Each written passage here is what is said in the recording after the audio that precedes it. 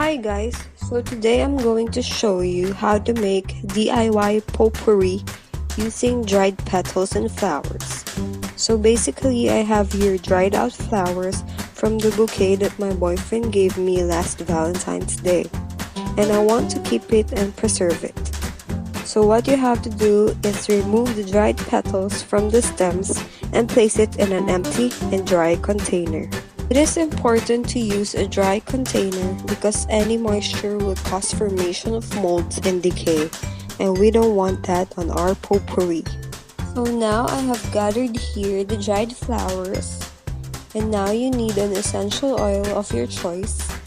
I have here lavender scented essential oil and the pot or container that you're going to use.